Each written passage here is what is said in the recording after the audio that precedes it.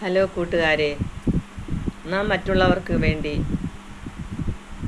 നന്മ ചെയ്തില്ല എങ്കിലും പക്ഷെ ദോഷം ചെയ്യാതിരിക്കുക. നാം മറ്റുള്ളവർക്ക് വേണ്ടി ഗുണം പറഞ്ഞില്ല എങ്കിലും ദോഷം പറയാതിരിക്കുക. നാം മറ്റുള്ളവർക്ക് വേണ്ടി ഉപകാരം ചെയ്തില്ലെങ്കിലും ഉപദ്രവിക്കാതിരിക്കുക. നാം മറ്റുള്ളവർക്ക് വേണ്ടി അവരുടെ താഴ്ചകളിൽ അല്ലെങ്കിൽ അവരുടെ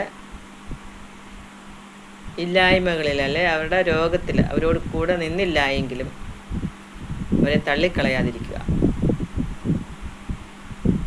മറ്റുള്ളവരെ താഴ്ത്തിക്കെട്ടാതിരിക്കുക, അവഗണിക്കാതിരിക്കുക.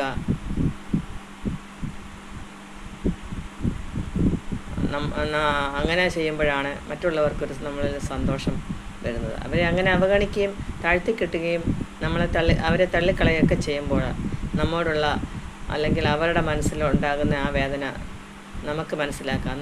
നമ്മുടെ ഒരവസ്ഥ അതുപോലെ വരുമ്പോഴാണ് അത് മനസ്സിലാക്കപ്പെടുന്നത്. എന്താ ശരിയല്ലേ? ഓക്കെ.